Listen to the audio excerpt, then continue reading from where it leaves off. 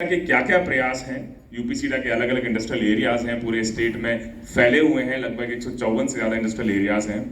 क्या क्या स्कीम्स हैं, किन किन एरियाज में आप किस तरह के उद्योग में आप निवेश कर सकते हैं, चाहे वो पीलीभीत हो, चाहे वो हाथरस हो, मथुरा। जो क्षेत्र है वो विकसित होने चाहिए कि सिर्फ गवर्नमेंट ही उन इंडस्ट्रियल एरियाज को ना बनाए, ना विकास करे, लेकिन हमारे जो प्राइवेट इन्वेस्टर्स हैं क्यों ना वो आगे आए, वो जमीन खरीदें, उसका विकास करें, उसका डेवलपमेंट करें और उद्यमियों को आवंटित करें, अपनी शर्तों पर उसको चलाएं। कैसे गवर्नमेंट उसमें मदद कर सकता है, हेल्प कर सकता है। और क्योंकि यूपी सीडा पूरे यूपी के लिए जहां भी प्राइवेट इंडस्ट्रियल पार्क आप बनाएंगे नोडल एजेंसी है, हम आपकी कैसे मदद कर सकते हैं इस पूरे प्रयास में। और एक सूक्ष्म संवाद में चाहूंगा अंत में, जो नई वेयर हाउस और लॉजिस्टिक्स पॉलिसी 2022 लॉन्च हुई है, मुझे लगता है पूरे कंट्री में इससे बेहतर पॉलिसी आपको नहीं मिलेगी किसी भी स्टेट में।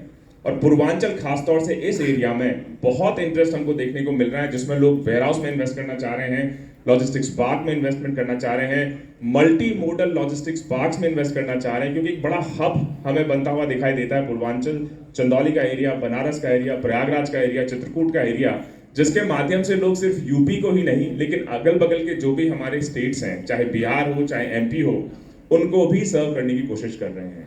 और जो हमारा नया एक्सप्रेसवे है जो बनारस को जोड़ेगा हल्दिया पोर्ट से, जब वो ऑपरेशन हो जाएगा, उसके लैंड एक्विजिशन के अलाइनमेंट की कार्रवाई अभी चल रही है, तो मुझे लग रहा है कि यूपी के सामने जो एक बहुत बड़ा चैलेंज था कि हम एक लैंड लॉक्ड स्टेट है, मतलब हमारे पास कोई पोर्ट नहीं है, वो समस्या भी पूरी तरह दूर हो जाएगी।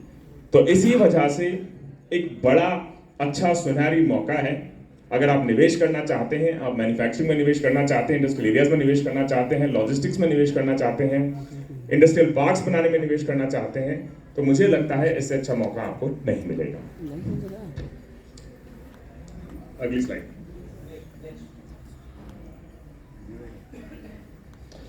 ये कुछ मुख्य अंश हैं जिसमें आप देख पाएंगे कि यूपी में इन्वेस्ट करना क्यों एक सुनहरी अवसर है। अगर यूपी को हम देखें, ग्रॉस स्टेट डोमेस्टिक प्रोडक्ट के हिसाब से पूरे देश में तीसरे नंबर पे है। इसके अलावा एमएसएमईज, मतलब जो हमारे सूक्ष्म लघु उद्योग हैं, उसमें यूपी का 5वां स्थान है पूरे देश में। तो इस वजह से आपको किसी तरह का रॉ मटेरियल चाहिए, सप्लाई चाहिए, सप्लायर बेस चाहिए, तो यूपी से अच्छा कोई स्टेट हो नहीं सकता। इसके अलावा अगर आप देखेंगे किस तरह के उद्योग हैं हमारे, तो सिर्फ एक सेक्टर में हम एक्सेल नहीं करते हैं, चाहे वो प्लास्टिक हो, टेक्सटाइल हो, लेदर हो, इंजीनियरिंग हो, और भी बहुत सारे उद्योग। तो जिस तरह का आपको रॉ मटेरियल चाहिए, जिस तरह का आपको कंज्यूमर बेस चाहिए, सब कुछ यूपी में ऑलरेडी उपलब्ध है। इसके अलावा अगर आप देखेंगे बहुत सारी नई नई इंसेंटिव स्कीम्स, जैसे अभी जो स्कीम्स आई है इंडस्ट्रियल पॉलिसी की, अभी जो स्कीम्स आई है लॉजिस्टिक्स पार्क की, उसमें मुझे लगता है जिस तरह के इंसेंटिव्स अभी दिए जा रहे हैं, जिसमें कैपिटल सब्सिडी आपको दी जा रही है जो शायद किसी और स्टेट में नहीं है, इसके अलावा पावर बिल्स में आपको सब्सिडी दी जा रही है, इसके अलावा जो आप लैंड खरीद रहे हैं, जमीन खरीद रहे हैं, उसमें आपको स्टाम्प ड्यूटी के एग्जम्पशन दिए जा रहे हैं, ये मुझे लगता है कि बहुत ही कंपेटिटिव है। इसके अलावा इंडस्ट्रियलाइजेशन, जितने हमारे एक्सप्रेसवे बन रहे हैं, और ऑलरेडी 4 या 5 एक्सप्रेसवे हमारे ऑपरेशनल हैं। गंगा एक्सप्रेसवे का काम काफी तेजी से बढ़ रहा है, जो हरिद्वार से लेके सीधा हमको बनारस तक जोड़ेगा। बनारस का एक्सप्रेसवे हमें हल्दिया तक जोड़ेगा। तो आपको अगर अपना माल सामान या रॉ मटेरियल सप्लाई करवाना है नॉर्थ इंडिया से, दिल्ली एनसीआर के आसपास से, तो वो बड़ी सहूलियत आपके साथ हो जाएगी। आपको अपने सामान को एक्सपोर्ट करना है हल्दिया वेस्ट बंगाल के थ्रू, तो उसमें भी आपको बड़ी सहूलियत मिलेगी। हरदोई में लगभग 200 करोड़ से, इसके अलावा जो हमारा इंडस्ट्रियल एरिया है हरदोई में, संडीला में 2000 एकड़ के आसपास का इंडस्ट्रियल एरिया है, लगभग पूरी तरह भर गया है। उसके एक्सपेंशन की भी तैयारी हम लोग कर रहे हैं। हमीरपुर में 250 करोड़ का इन्वेस्टमेंट हाल ही में HUL ने, हिंदुस्तान यूनिलीवर लिमिटेड ने, पूरे देश की नहीं एशिया की जो सबसे बड़ी उनकी मैन्युफैक्चरिंग यूनिट है, उसको फेज 2 के माध्यम से एक्सपेंड किया है। तो ऐसे एरियाज में अब हमें इन्वेस्टमेंट देखने को मिल रहा है जहां पहले शायद अगर आप उद्योग या इंडस्ट्रियल पॉइंट ऑफ व्यू से सोचेंगे तो बहुत ज्यादा निवेश हमको तब नहीं दिखाई देता था। आप चित्रकूट में देख लीजिए, बगल में चित्रकूट में हमारे 2 इंडस्ट्रियल एरियाज हैं, दोनों सैचुरेट हो गए हैं। वरुण बेवरेज ने भी 1101 करोड़ का इन्वेस्टमेंट किया है। पीलीभीत में 1100 करोड़ का भी मौरी का इन्वेस्टमेंट है। रायबरेली में 150 करोड़, अमेठी में लगभग 1100 करोड़, देवरिया 185 करोड़, बनारस में 475 करोड़। और जब बनारस का इंडस्ट्रियल एरिया, चंदौली का इंडस्ट्रियल एरिया एक्सपेंड होगा, तो उसमें भी मुझे लगता है डिमांड को देखते हुए और भारी इन्वेस्टमेंट हमको पूर्वांचल में आने की पूरी उम्मीद दिखाई देती है। नेक्स्ट। इसके अलावा इन्वेस्टमेंट ऐसा नहीं कि सिर्फ हमारे जनपदों में हो रहा है, विदेश से भी बहुत इन्वेस्टमेंट हमको देखने को मिल रहा है। आप यूके से देख लीजिए, लंदन से लगभग 1300 करोड़ का इन्वेस्टमेंट, इटली से 250 करोड़ का इन्वेस्टमेंट, यूएस से करीब 1300 करोड़ का इन्वेस्टमेंट, कनाडा से 120 करोड़ का, जर्मनी से 60 करोड़ का, फ्रांस से 300 करोड़ का, साइप्रस से लगभग 10 करोड़ का। तो लगभग 3000 साढ़े 3000 करोड़ से ज्यादा का इन्वेस्टमेंट हमें यूपी स्टेट में आता हुआ दिखाई देता है विदेशों से। नेक्स्ट, इसके अलावा दूसरे स्टेट्स के भी ऐसे उद्यमी हैं जो अब उन स्टेट्स को छोड़ के यूपी में इन्वेस्ट करना शुरू कर चुके हैं। दिल्ली से लगभग 600 करोड़ का इन्वेस्टमेंट यूपी में आया है। हरियाणा की इंडस्ट्री जो पहले हरियाणा में यूनिट लगा रही थी, उन्होंने वहां से बंद करके या फिर जो एक्सपेंशन का प्लान था हरियाणा की बजाय वो यूपी में करना चाहते हैं।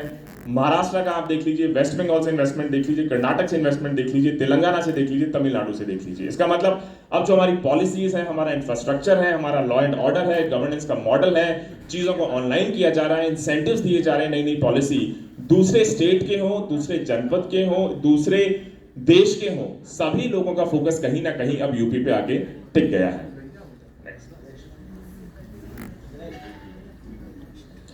नेक्स्ट, यूपी सीडा में अगर आप इन्वेस्ट करेंगे तो कई सारे आपको फायदे भी हैं कि आपको अच्छा डिजाइन मिलेगा, आपको अच्छा इंफ्रास्ट्रक्चर मिलेगा, सर्विसेज आपको ऑनलाइन मिलेंगी। साइकिल लेके, टिफिन लेके कम से कम 10,000 से ऊपर की संख्या में लोग हम लोग इंडस्ट्रियल एरिया में नौकरी करने आते हैं, जो माननीय मंत्री जी की देन है। नहीं होता तो आज ये यहाँ पे ये सम्मेलन भी नहीं होता। एसीओ साहब, आपने कहा जो डेवलपमेंट हुआ आपके यूपीएसआईडीसी में, जब भी जाता हूं आपके यूपीएसआईडीसी के सारे अधिकारी मुझसे कहते थे कि अरे आप पूरा पैसा खाली वहीं लेके चले जाएंगे चंदौली और बाकी उत्तर प्रदेश में कहीं नहीं मिलेगा। उनकी ये वर्डिंग थी। एमडी साहब ने हमसे कई बार, आज भी एमडी साहब हंसी मजाक में यही कहते हैं कि भट्टाचार्य जी आप सब पैसा लेके चंदौली चले जाएंगे और बाकी प्रदेश को नहीं देखना है। पूरे प्रदेश में कहीं सीसी रोड नहीं है, खाली अपने चंदौली जनपद में सीसी रोड है। आप लोग पूरा प्रदेश घूम के देख ले, मैंने देख लिया। रोजगार भी बढ़ा, सारी व्यवस्था बनी। मंत्री जी, आज मंत्री जी का एक और दिन आप लोग को नहीं मालूम है, कभी भी कोई छोटी से छोटी समस्या होती है, मंत्री जी को अगर फोन के माध्यम से बोलते हैं तो तत्काल संबंधित मंत्री को उत्तर प्रदेश की चिट्ठी बना करके भेज देते हैं और उस पर त्वरित कार्रवाई करते हैं, उसका फीडबैक भी लेते हैं। और लेते हुए अभी मैं एक उदाहरण देता हूं, नवंबर महीने में मैंने मंत्री जी को फोन से कहा कि जो कि डीएम साहिबा को भी मालूम है कि हमारे यहाँ वो ट्रांसफार्मर 10 MVA का 2 ट्रांसफार्मर कितनी बड़ी समस्या है। माननीय मंत्री जी ने तत्काल एक पत्र बनाया, पत्र बना के ऊर्जा मंत्री को उन्होंने दे दिया, फोन भी कर दिया कि ये करना है। ऊर्जा मंत्री जी ने तत्काल चिट्ठी उठा के सीएमडी साहब को दे दिया। सीएमडी साहब के यहाँ से वो एमडी साहब के यहाँ गया, एमडी साहब से मेरी बैठक हुई, उन्होंने कहा फंड नहीं, बस फंड आने वाला है, हम तत्काल इसको फरवरी मार्च महीने में कर देंगे और आप मंत्री जी को मत कहिए, बाकी मैं सब कर दूंगा। ये होती है यहाँ की स्ट्रेंथ। हम माननीय मंत्री जी, हमारे यहाँ जितने भी मंत्री आए, हम लोगों के साथ बैठ के किया। हम लोगों ने वाराणसी में जो अपना सभागार है जिसका आपने उद्घाटन किया था, वहीं पे प्रधान मंत्री आए, चाहे पीयूष गोयल साहब आए, सतीश माना जी आए, ऊर्जा मंत्री आए, जो भी आए। मैंने नाम, आपके नाम से कार्यक्रम को शुरू किया और आपके नाम से ही समाप्त किया। यहाँ के सारे उद्यमी इसके गवाह हैं। आपके नाम से ही शुरू होता है, आपके नाम से ही खत्म होता है। यही होता है कि माननीय मंत्री जी की वजह से ये इंडस्ट्रियल एरिया आज डेवलप हुआ है और ये आगे निरंतर चलता रहेगा। आज ये इन्वेस्टमेंट 800 करोड़ रुपए का हमारे डिप्टी कमिश्नर साहब 8000 करोड़ रुपए का हमारे यहाँ बैठ करके किए हैं। 3 दिन तक कैंप लगा था, लाइनें लगी थी हमारे यहाँ सभागार में, लाइन लग करके हुआ। वो सभागार में जो लाइनें लगती थी वो आपके नाम पे लगती थी और किसी के नाम पे नहीं लगती थी। सबको मालूम है चंदौली में इन्वेस्ट करेंगे तो हमारे माननीय मंत्री जी उसको देखेंगे। आपके आशीर्वाद से एक मौका मिला है प्राइवेट औद्योगिक क्षेत्र बनाने का। मैंने एक निवेश किया है, जिलाधिकारी मैडम को मालूम है, आज इसकी घोषणा आपसे ही फोन पे मेरी वार्ता हो चुकी है। ये 187 एकड़ जमीन भूमि का एक औद्योगिक क्षेत्र हम लोग बनाने का प्रयास कर रहे हैं, जिसमें हमारे साथ 3 और बड़े लोग जुड़े हुए हैं। आशीर्वाद रहेगा तो निश्चित तौर पर यह बनेगा और बनेगा तो चंदौली जनपद में इन्वेस्टमेंट और भी आएगा और जो कुछ भी होगा वो आप सबके प्रशासन के सहयोग और आप सबके सहयोग से ये संभव हो पाएगा। साथ में हम लोग मिर्जापुर जनपद के लिए भी सोच रहे हैं, लेकिन प्रथम हम लोग चंदौली में ही औद्योगिक क्षेत्र का डेवलपमेंट का प्रोग्राम होगा जो कि आगे बताया जाएगा। तो मैं एक चीज और, आप यहाँ पे चूंकि समस्त उद्यमी यहाँ उपस्थित हैं, हमारे यहाँ मंत्री जी, मैंने फोन से आपसे कहा था कि कुछ उद्यमी ऐसे हैं जो लोग अपने जो सरकारी रेट जो मानक हैं वेतन देने का, मैंने उसके आपके फोन के बाद मैंने इसको बहुत गंभीरता से लिया और सारे लोगों से मैंने पूछा, मैंने मीटिंग ऑर्गेनाइज किया कि आप लोग कितना वेतन देते हैं लोगों को और क्या करते हैं। तो हमारे यहाँ मैंने आपको फोन पे जिनका नाम लिया था, अशोक सुल्तानिया जी खड़े हो जाए, आपके लगभग 1200 कितने आदमी है, 1200 आदमी काम करते हैं। आपने कहा कि हम टीए डीए बोनस सब देते हैं, मेरे रिकॉर्ड 20-25 साल के आप देख लें, और यही नहीं हम आज कम से कम 40 से 50 हजार रुपए तक के वेतन देते हैं, दे करके करते हैं। ऐसे कम से कम यहाँ बैठे 50 उद्यमी ऐसे होंगे जो लोग पूरा मेंटेन करके करते हैं, यहाँ पूरे नियम का पालन करते हुए लोग करते हैं। हम सबके लिए गर्व की बात है। मैं इसी के साथ चूंकि अब बात को यही विराम देता हूँ, इस मंच पर आमंत्रित करता हूँ उनके संबोधन के लिए और उसके उपरांत हम कड़ी को आगे बढ़ाएंगे। तालियों के साथ स्वागत अभिनंदन रामनगर इंडस्ट्रियल एस्टेट। धन्यवाद संचालक महोदय, इतना गहराइयों से आप सभी का स्वागत करते हैं, अभिनंदन करते हैं। आज यह जो निवेश का सम्मेलन है, इसके लिए जितना तक प्रयास हमारी जिलाधिकारी महोदया ने किया है, उसके लिए कोटि कोटि हृदय से धन्यवाद देना चाहते हैं, शुभकामनाएं देना चाहते हैं। पिछले 1 महीने से माननीय जिलाधिकारी ने इसके लिए दिन रात एक किया था। आज ये कार्यक्रम की जो शोभा है, जो यहाँ देख रहे हैं, व्यवस्था देख रहे हैं, एक एक चीज का मॉनिटर करना, ऐसे संवेदनशील कर्तव्यनिष्ठ जिलाधिकारी को पा करके आज चंदौली जनपद धन्य है और हम ईश्वर से अपेक्षा करते हैं कि आपका इसी तरह से सहयोग सानिध्य सबको मिलता रहे।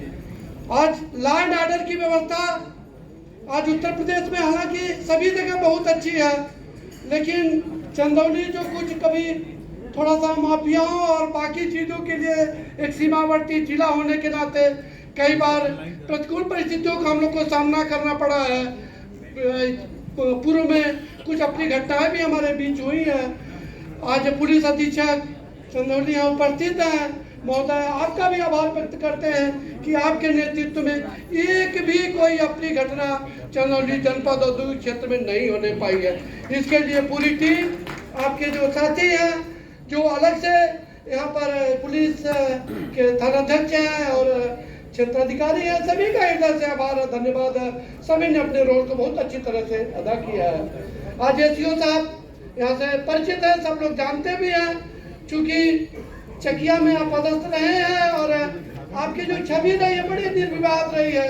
हमें लगता है कि राजनेता की तरह आपकी छवि रही। लोग जब चकिया से जाने लगे हैं तो भाव विहोर हो गया था चकिया। एसईओ आज यूपी सीडा के चूंकि आपके पास दायित्व मिला है, हमें लगता है विशेष कृपा दृष्टि आपकी चंदौली और यहाँ जो यूपी सीडा पर बनी रहेगी। मुख्य विकास अधिकारी आज चंदौली के जो कार्य देख रहे हैं, माननीय जिला